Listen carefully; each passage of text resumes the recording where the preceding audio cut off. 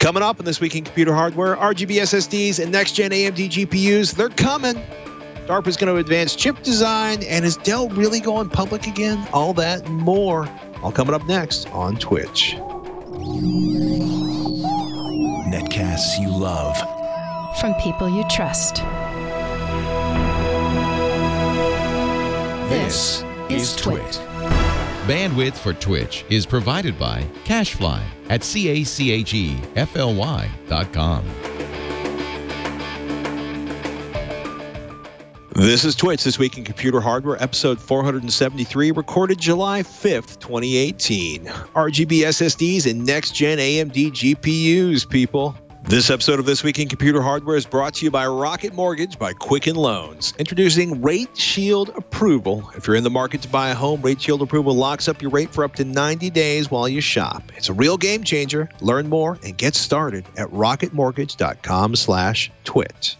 Welcome to Twitch, This Week in Computer Hardware. Twit's weekly show that aims to bring you the most useful, most engaging, most delightful, most affordable, most expensive, and most, well, something hardware news in the known and unknown universes. Today, ladies and gentlemen, PC Purr's Josh joins us again to discuss the finer points of mobile user interfaces. I kid. Just because I wanted to watch your face. Yeah, well, my apologies for your ears for the next, hour or so. So, good luck. As we have an extended discussion on the subject, neither one of us is deeply versed in. That would be awkward. I had to start the show out with this story. Jeremy wrote it up on PC Per.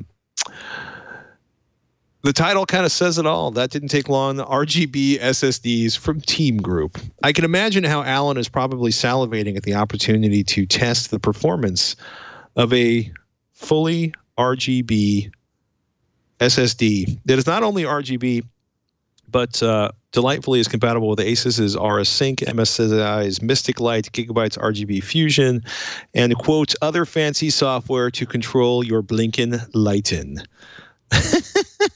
Yeah.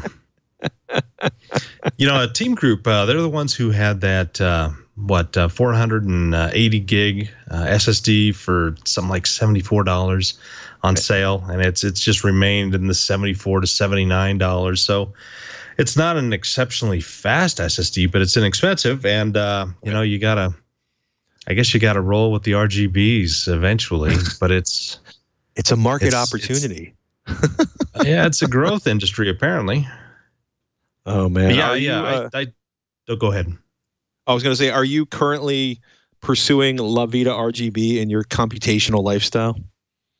No, I typically have closed cases, so I don't ever see them. The motherboard I traded Maury from PC Per about a year ago. It had RGB on there, and I just never even turned it off. It just...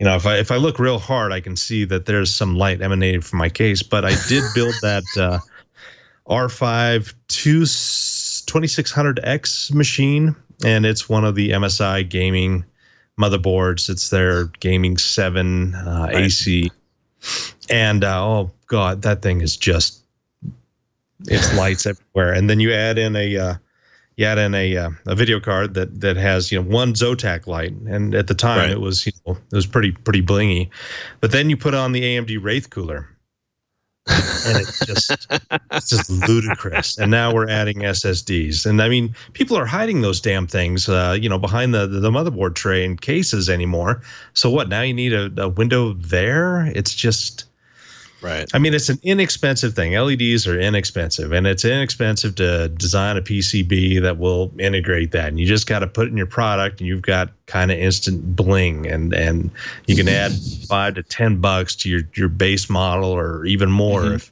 you think the demand's there. So it's it's like windowed cases back in the day.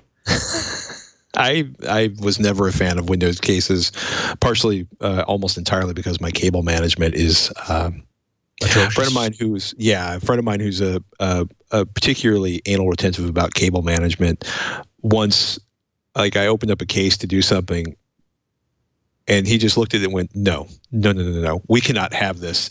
And he looked at me and said, go away, come back in 4 hours. And I came back, and he had done this incredible, like, you know, it was not quite like seeing the New York Police Department horse patrol when they've done up the horses, braided the horses' manes for the big parades, but it was near that level. Certainly, way more sophisticated than any cable routing or cable management had ever needed to be in my lifestyle.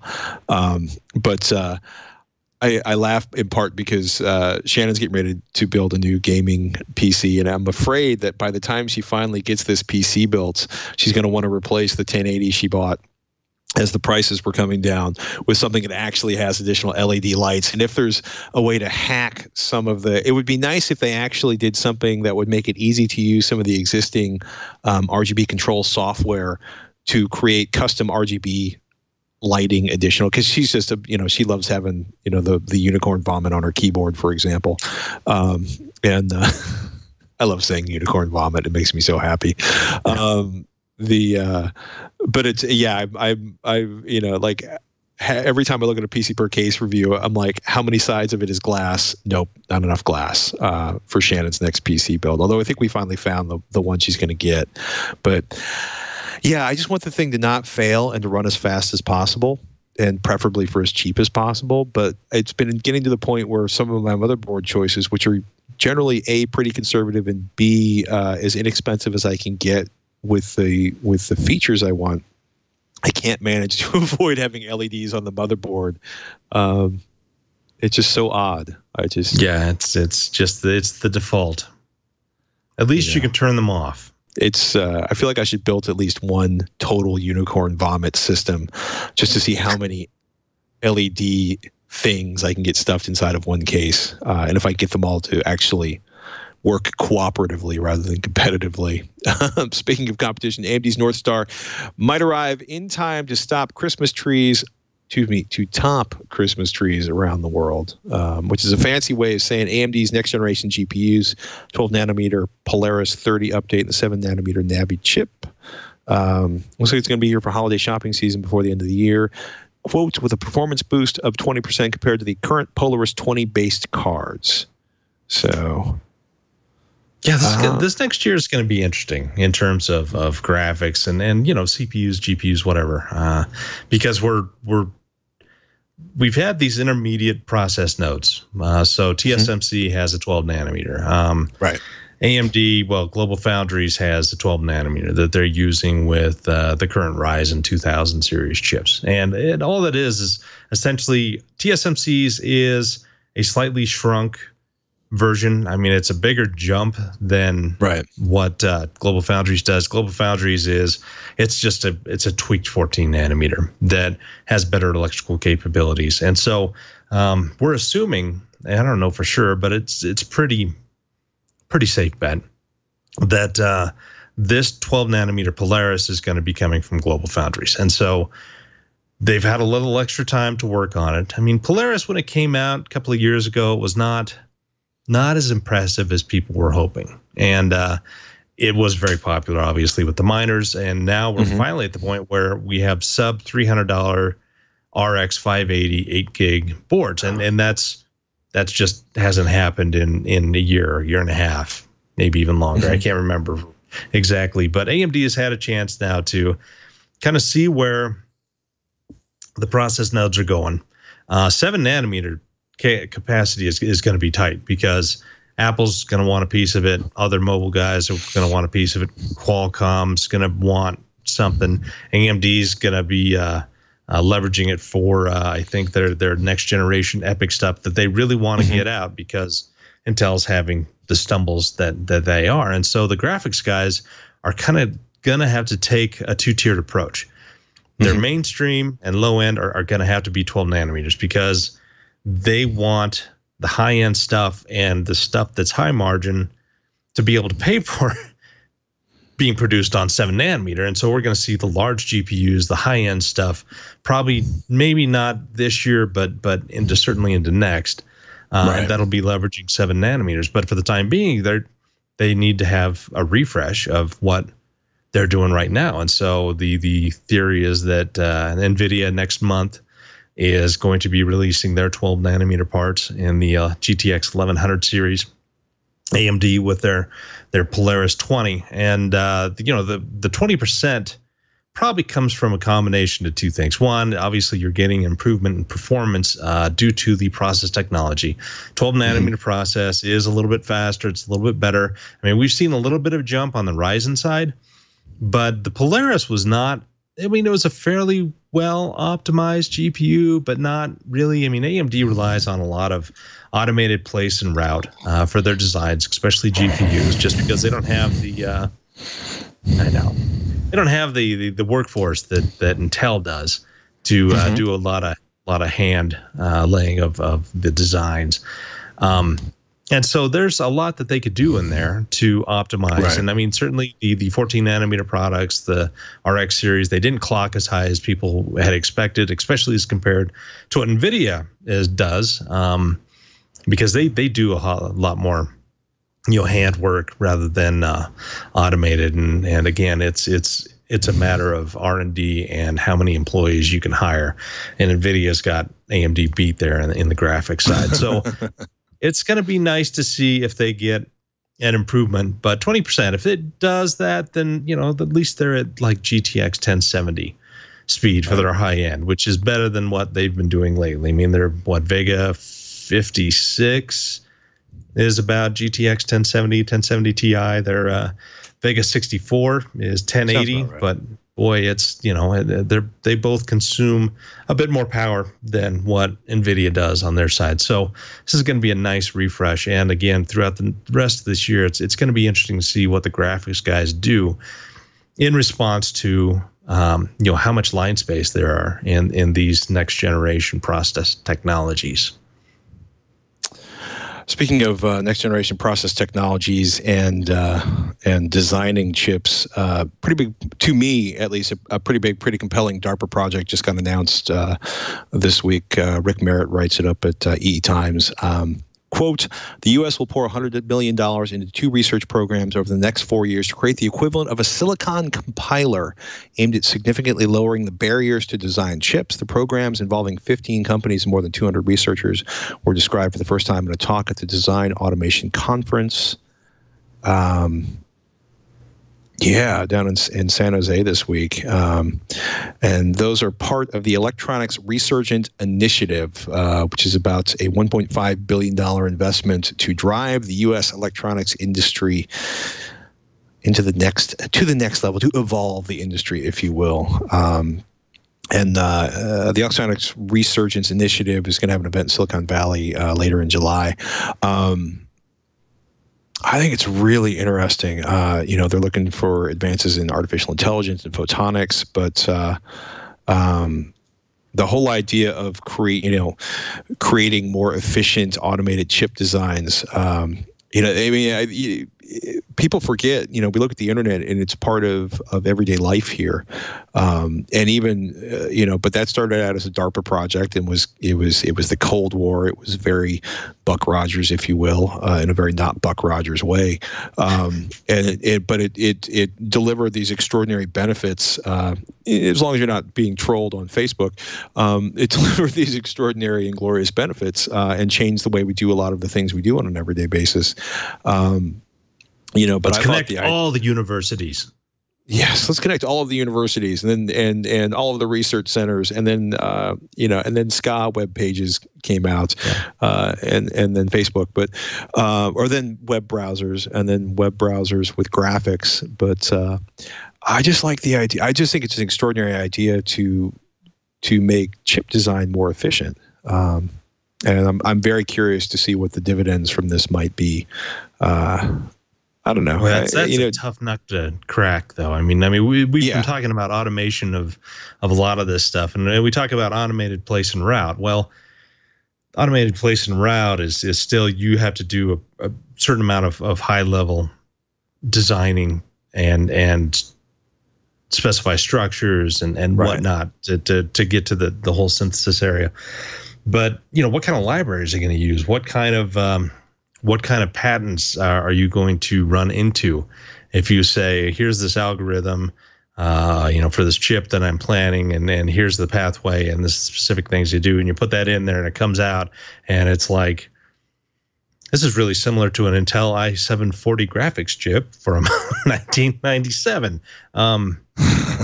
The legal things are going to be fascinating, just because these silicon manufacturers and designers, I mean, they patent everything, and yeah, that's it's neat. It's a neat idea, but boy, we've got a long ways to go. Not just in terms of technology. Mm-hmm. But legally. Oh man, I don't know. It's gonna be interesting. I mean, I just remember the DARPA challenge the first time I saw automated vehicles, and everybody was like, they all failed. I'm like, no, actually, if one hadn't failed where it failed, probably the first DARPA challenge would have had a vehicle finish, and then the second DARPA challenge, a lot of vehicles finished, and now we are on the cusp of so many advances in autonomous vehicles. Although, I think, again, the legal issues are probably going to be more complicated than the actual technical issues at some point. Yeah. While we're nerding out, Noctua's new Sterox lineup it's really nice. If you are a fan nerd, and I certainly consider myself a fan nerd, the Guru of 3D's got a nice, guru3d.com is a nice write-up on the Noctua NF812 and the P12 Redux fan group test review. The verdict actually is the page I'm looking at right now. I'm going to make you go to Guru3D to learn about it. But Sterox is this really interesting plastic, which should not expand as it rotates as much as more traditional. It should not. There's a sophisticated engineering word I want to use, but I don't have at the moment. But essentially, it allows them to create significantly tighter clearances. And they're talking about like a 0.5 millimeter gap between the fan and the frame of the fan. And that is pretty compelling to me, because one of the weird things I learned puttering with cooling systems on the automobiles was that the tighter the clearances there is between the fan and the shroud, the more efficient the fan tends to get at pulling air through the entire.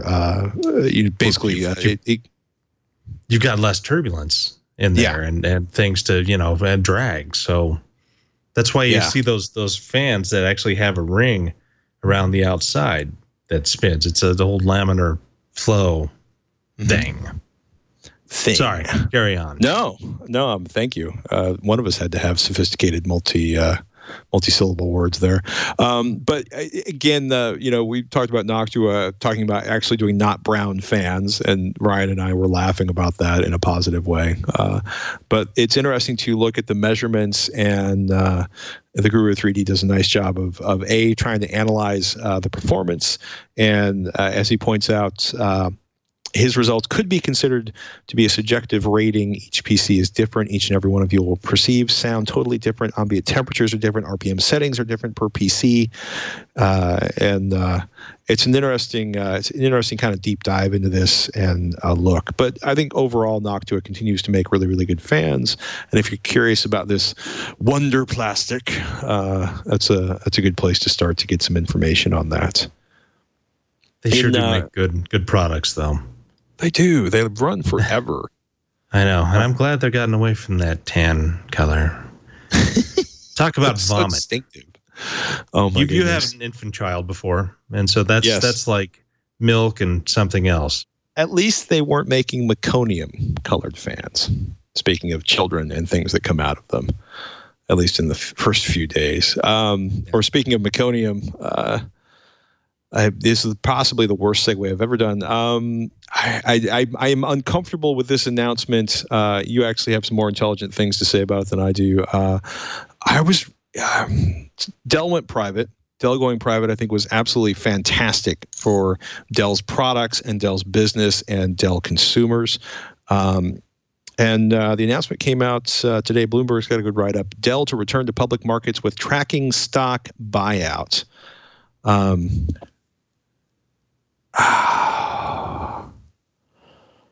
What do you think about this? Is this because they need to pay off the debt? Is this because it'll actually benefit consumers? I have absolutely no idea, because when they went private, the idea was to get away from shareholder pressure. That you have these people who own shares of your company, and you are supposed to respond to their needs and wants and in ways, because in the end they're sort of your boss. And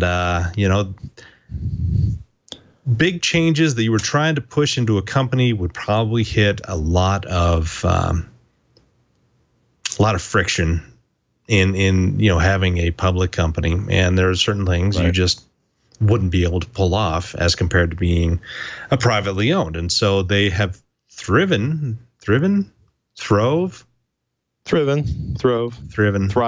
as they have continued to thrive as a private company. But we don't know, of course, the finances behind any of that. Because it's private. So unless we kind of comb through a bunch of tax records, we really have no clue how much they're making. And so maybe this is a way to get some quick capital to make some big changes. Maybe Michael is just hoping to retire and take some of his really highly priced shares with him, and to be able to sell them off whenever you want. But I don't know. It's odd because they made such a big deal about going private, and it was quite a feat, I think, to do it financially. To be able to buy yourself kind of back and go into a private solution. I don't know. Again, I'm not an economist. Well, the phrase, the line I would point out in the Bloomberg article is, emerge from its leverage buyout. That's not the quote. A more diverse leader in computer equipment and software, though one burdened by debt. So that's and this whole buyout of the tracking stock between cash and share swaps is like $21.7 billion. It's a good chunk of change. Yeah. And then they want VMware to remain an independent public company, which I also thought was kind of interesting. I don't know. I'm curious. I kind of wonder if maybe this is just going out way far on a limb, and probably farther it should. I wonder if Dell is kind of wanting to become a SoftBank of the U.S., and this is just a way to kind of get there, because it seems like they are buying up a bunch of interesting different companies. And again, going with VMware, I mean, that does socket in with their servers and whatnot, but kind of wonder if they're going that direction. I don't know. Yeah, and they're also sitting, I think it's like a biscuit under $53 billion in debt. So figuring out a way to pay more of that off may be a big part of what's going on here. I don't know. I don't either, but my family apparently got home and it's summer vacation. So let the screaming begin. I don't know if you guys picked up on that. We shall move forward quickly and thank our friends over at This Week, actually at Rocket Mortgage. We're This Week in Computer Hardware. This episode of This Week in Computer Hardware is brought to you by Rocket Mortgage by Quicken Loans. Let's talk about buying a home for a minute. Rising interest rate. Things get unpredictable when it comes to buying a home these days. And if you're thinking about buying a home or thinking about refinancing your home, anxiety is probably your current state of mind. A little nervous, a little tense. Our friends over at Quicken Loans are doing something about that. And they're calling it the Power Buying Process. Here's how it works. Quicken Loans will verify your income, your assets, and your credit in less than 24 hours to give you a verified approval. The idea is that you're going to get the strength of a cash buyer. Once you're verified, you qualify for their all-new exclusive Rate Shield approval. They'll lock up your rate for up to 90 days while you shop. And here's the best part. Rates go up, it's okay because your rates are going to stay the same. But if rates go down, your rate also drops. Whichever way things move, you win. It's the kind of thinking you'd expect from America's largest mortgage lender. To get started, go to rocketmortgage.com/twit. Rate Shield approval only valid on certain 30-year purchase transactions. Additional conditions or exclusions may apply based on Quicken Loans data in comparison to public data records. Equal housing lender, licensed in all 50 states. NMLS consumeraccess.org number 3030. That's rocketmortgage.com/twit. We want to thank Rocket Mortgage by Quicken Loans for their support. Oh my goodness.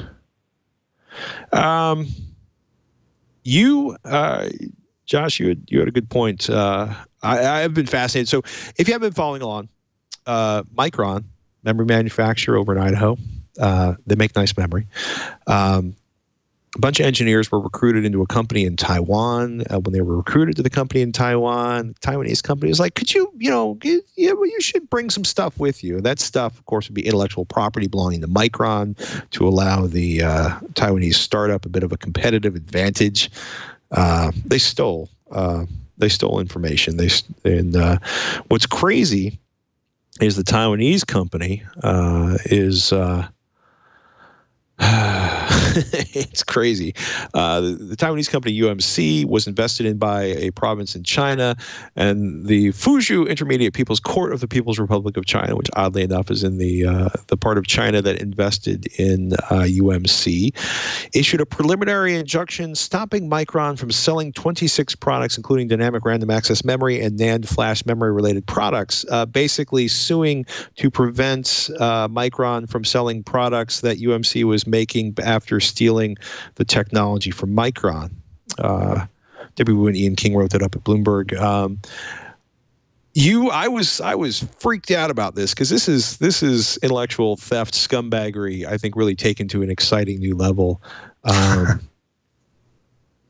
if only Micron had taken the steps like the Japanese capacitor guys did back in the late 90s, when certain disaffected workers would take the top secret capacitor fluid recipes to Chinese competitors, except of course there was like no one complete recipe that anyone kind of knew, and like one person high up knew everything it was. So they had this capacitor fluid that they would whip up in just these massive batches and put them in capacitors and undersell Japanese stuff while saying we have Japanese capacitor quality, and we're doing it for 30% less. And 2 years later, all of these capacitors are popping like popcorn because all the hydrogen buildup and all these other things that were going wrong. And so that's like espionage gone right, where the people who were naughty were the ones who truly were punished from it all. But I'd imagine with things like memory design and if they get any kind of plans over, or even just theories of that, it's a little different than the alchemy that is capacitor fluid. Yeah, I think it's obviously there's a bit of a trade war going on. What I will affectionately call a pissing contest. There's Huawei's having issues, ZTE's having issues, and ZTE is actually, I guess, working hard to comply with the demands so they can keep updating and servicing their phones and their comms hardware in the United States. But I think this is going to be pretty crazy to watch this one fold out. In any case, you were telling me, did you say less than 1% of Micron's sales went into mainland China, or that Micron had announced that? Okay. I think it's only a certain province in China. Okay. And the majority of other Micron stuff is throughout the rest of the world, as well as other areas unaffected in China. So yeah, it's a province, but it's not the whole thing. So I think that when we first heard this, and it was kind of breathlessly reported, China bans Micron, and their stock price took a small dive because they're thinking, oh well, here's all these cell phone companies, here's graphics card maker, here's motherboard guys, and all the stuff that would actually utilize Micron technology. It's one province. It may be a decent province inside there, but I'm pretty sure the major manufacturing areas, I swear I'm so popular today, it's not even funny. All the major manufacturing areas in China, they probably will still be able to buy Micron stuff. Right. They also say, the Micron says that, I guess I found the article, it only impact about 1% of its annual revenue. So hopefully that is the truth and Micron doesn't get schwacked. Man, intellectual property battles suck. Completely, and it's only going to get worse with tariffs and everything else that's going on. Yeah, I'm still curious to see what the impact of that's going to be on the cost of many of the things we cover here on the show. 9to5 Mac has a rumor from Kuo, Ming-Chi Kuo. Essentially, 2018, the new 2018 iPhone models, quote, to come in gold, gray, white, blue, red, and orange. So it's not quite rose gold. I think that the electric tangerine there is a pretty interesting color. But also the 6.5-inch OLED model, Kuo says, should be priced around $1,000 like the current iPhone Tandem will feature dual SIM capabilities, and the 6.1-inch LCD iPhone X or 10 style device should retail for around $700. Benjamin Mayo wrote this up for 9to5 Mac. I will be very curious to see if they have all of these iPhone colors out there. I'm very, very curious. It's a lot of colors for the iPhone product line. Are you not seeing as much excitement for new iPhone product lines lately? It seems like we're just inundated with interesting, good phones, and they've just become commodity products. I was on All About Android a couple days ago, and one of the interesting things that came out is internationally iPhones are like 12% of world sales. They're better than 1 in 3 in the United States. So I think they have a bigger impact in the U.S. I still haven't seen solid real. Or what I consider to be more solid real sales numbers for the iPhone X. Certainly, it was. The cameras are always tempting, but the camera in the Google Pixel and the OnePlus 6 are also tempting. I think $1,000 phone is a tough sale at this point. I just think that's a lot of money for a device they want you to replace in 12 to 18 months or 12 months to 2 years. I mean, I'm still running an iPhone 6, and I'll be honest with you, I'm thinking about partially because of the idea of getting 256 gigs of storage and a huge amount of RAM on a OnePlus 6, or the incredible audio output options on an LG V30, which also come with LG's, slightly bloated Android installation. But I look at all of the options on the Android side, and I have a significant investment in iOS software that I won't be able to translate. But man, there's some amazing cameras coming out on the current generation Android phones for not much money compared to a top of the line iPhone. And if you shop carefully, you can still get a headphone jack. Although I am much more enthusiastic about wireless headphone products than I was a year ago. But really, yeah, I have a 16-year-old kid, and so far we've gone through 4 wireless headphones. I'm done. I'm done with headphones. He's just not listening to music anymore. No, just make him buy a pair of monoprice 8323s. They cost like $16, maybe $20, depending on where you buy them. They're fairly hard to destroy. They have a cable. The cable is replaceable, and he can afford to buy them over and over again. Well, he did an interview with Wendy's, so maybe that will be a positive. Nothing says take care of your toys like 40 like buying them yourself. Yeah, and buying them yourself. Oh my goodness! Tesla's engineering chief is out after taking leave of absence, writes the Wall Street Journal. So as Tesla fights hard to reach production numbers on the Model 3 sedan, I just wanted to mention that even though Ryan isn't here to make loud noises. The original story was, he has not left, and the story is that he is gone.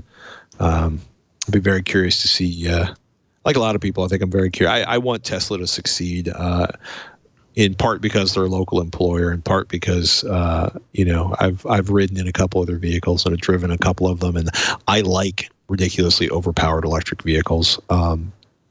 Just because a flat torque curve is awesome.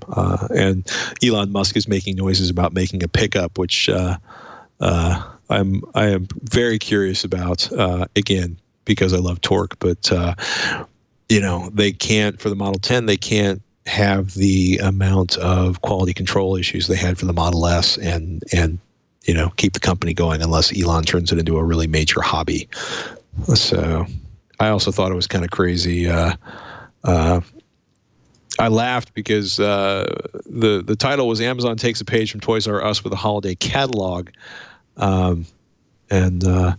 Because they're trying to pick up the market share from the crushing, the financial crushing of Toys R Us, which much like KB Toy and Hobby really didn't go out of business because of Amazon, but went out of business because it was purchased by a holding company that bled it dry. At least in my opinion, that's what it looks like. But I was also laughing. They're going to mail out a holiday toy catalog. They're going to mail it to millions of U.S. households. They're going to hand it out at Whole Foods, which of course Amazon bought last year. But I was laughing because all I could think of was, do you remember the Sears Wish Book? Vaguely, yeah.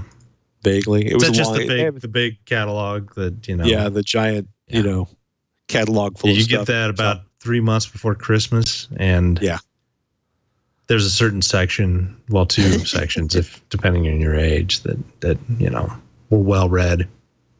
Yeah, there's an entire Wikipedia entry on the Sears Wish Book if you're not old enough to have seen one of these. But it was a fat catalog, came out in like August or September, and they printed them from, I want to say, like 1934 until 2004 probably. But it was just the whole idea of Amazon reaching out via paper catalog just kind of made my head explode a little bit. Sears, J.C. Penney's, LaBelle's. I mean, back in the 80s, that was catalog city. Oh my goodness. Yeah. Well, apparently catalog city is coming back, but it'll be a very sophisticated catalog, probably printed on post-consumer recycled paper and very friendly to being recycled.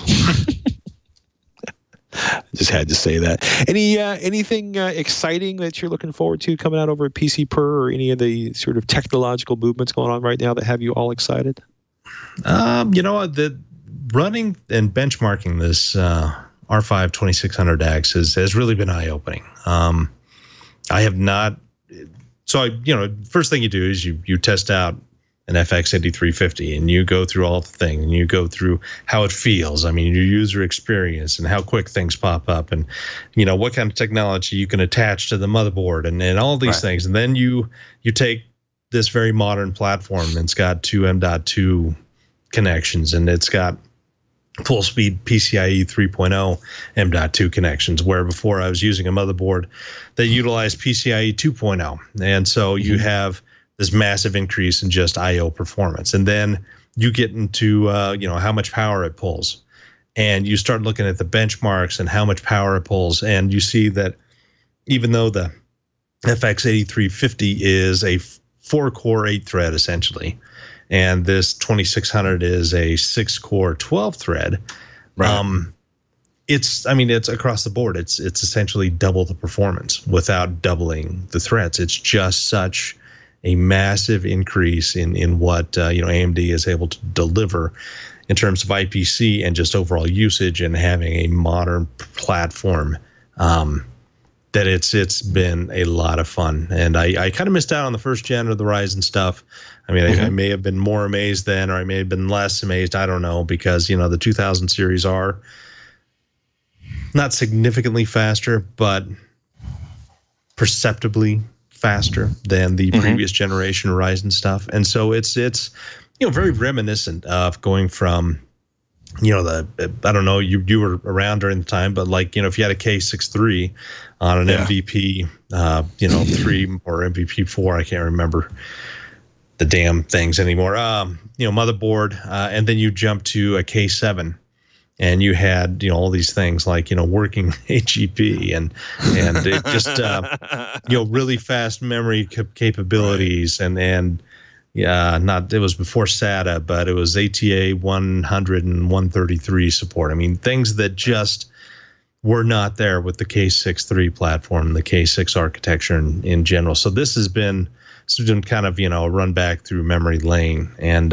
comparing and contrasting to, previous products that AMD has released and really comparing the two and thinking, wow, this is a significant jump for the company. And if you're not familiar with the specs on the Ryzen 5 2600X, we're talking about a $210 current price in Amazon processor with 6 cores, 12 threads, and a max boost at like 4.2 gigahertz. This thing runs at 4 gigahertz. I mean, at full load, running like Cinebench or whatever. I mean, it still boosts up to 4 gigahertz if you got good cooling. I mean, it's just awesome. Smoking. Yeah. Yeah. It's a lot of people are like, are you worried about it? I'm like, no, I'm not particularly worried about. For me and the kind of stuff I do, there were some early issues with the first generation Ryzen processors where there was a processing error. The newer processor should not have that. If you find it's in your existing processor, if you're patient, you can get a replacement processor from AMD. But for the vast majority of people buying computers right now, if you want power, it is really hard to argue against the amount of multi-core processing power you get for the money you pay on the Ryzen side of things. They are just fantastic CPUs for the money. I've been running an 1800X for a year, and it makes me very happy. Another thing I'm kind of getting into, I have my first FreeSync monitor coming in.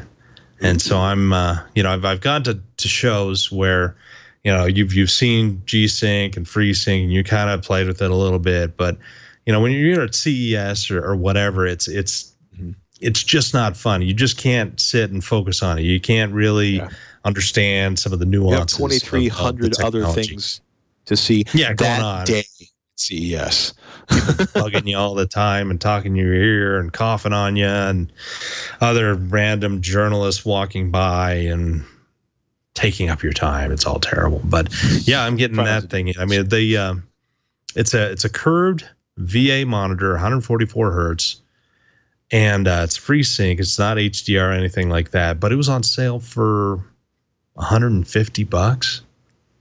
I mean, that's cheap enough just to try. I mean, it's not like you're spending $700 on a G-Sync monitor that probably has like a TN paddle, and even though it goes to 144 hertz, it may not look that great.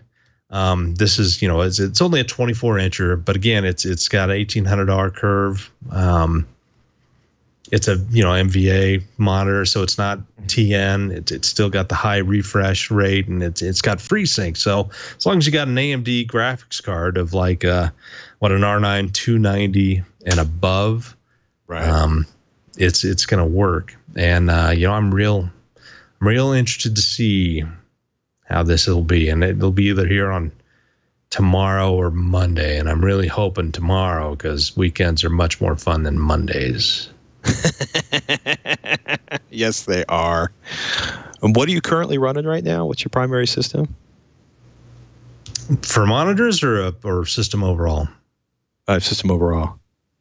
Oh gosh, I had an FX 8350 for something like 6 years, and finally the motherboard just was dying, and the CPU was doing fine, but the motherboard was getting cranky and flaky, and this was before Ryzen came out, and so I went and opted for trading for a Z170 motherboard with Mori, and I bought a 7700K. So that's my main machine. I mean, it does perfectly fine. It's good. It's a good processor.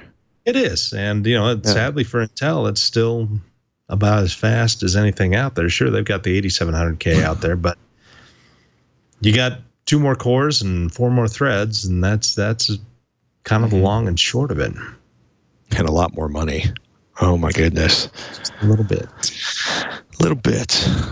Ladies and gentlemen, Mr. Josh Walworth, managing editor, PCPer.com. Don't ask him what a managing editor is, but do ask him his opinion on PC products. Thanks so much for covering for Ryan, man. I really appreciate it.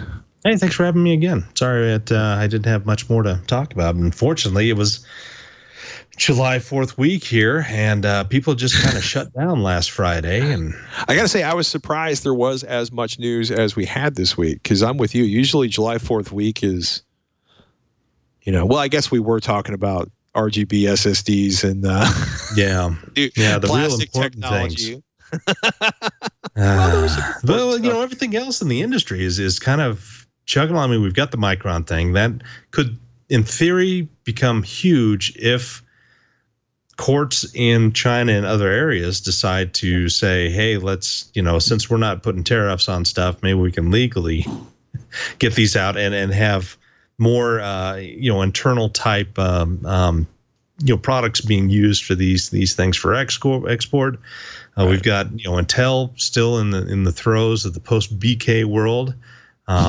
Everybody is talking about their process manufacturing. 10 nanometer has been not what they wanted it to be.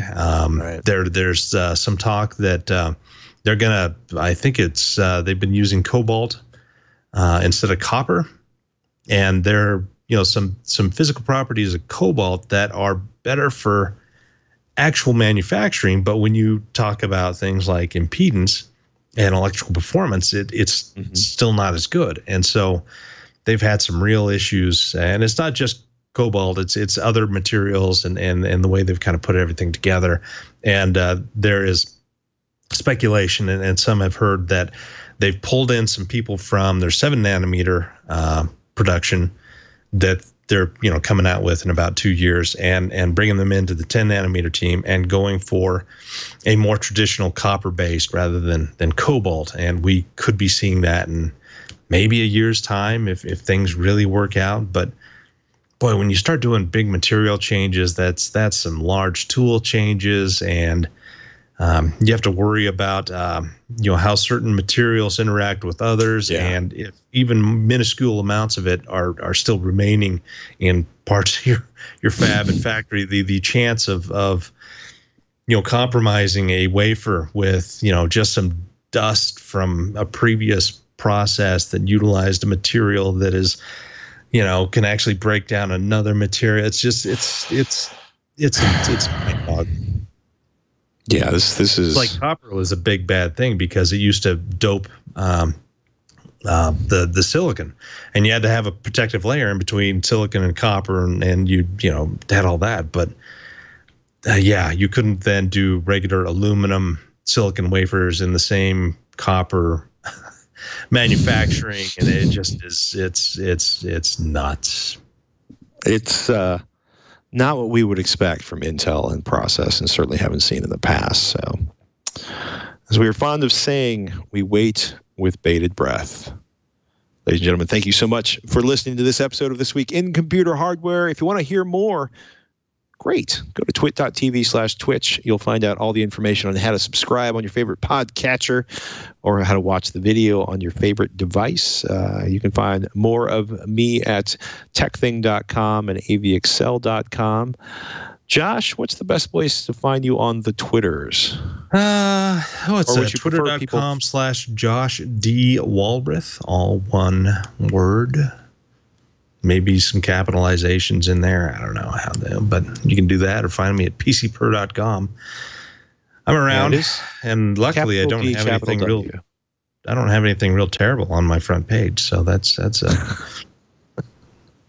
I can only imagine, given that I am already building up towards the conversation about my boys not being allowed to post anything on the internet, and certainly no photos, I can only imagine what your conversation with your campers has been regarding the Facebooks and the Snapchats and the Instagrams. Well, we've had some good case studies as of late. With there was the first round draft pick here in Laramie football, Josh Allen. That he when he was 14, he posted a few things on Twitter that he meant as jokes, and he was being a 14-year-old kid, and they came back to haunt him. And in fact, the school counselor has almost a weekly thing at their school where they talk about, your presence online, the things that can hurt you, other instances of kids getting in trouble and adults getting in trouble for things they say and post.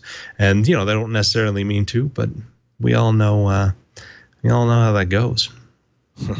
Oh my goodness, that's actually pretty cool that they're doing that at the school. Yeah. Oh, what a mess, ladies and gentlemen. On that note, remember, once you've posted it on the internet, it's never going away. Take it from Josh and I, we know. And for some reason, I keep showing up on the internet. I guess I'm the fool. Oh my goodness. With that, ladies and gentlemen, thank you so much for watching or listening. I'm Patrick Norton. I'm Josh Walworth. We'll see you next week on Twitch. Thanks again, Josh.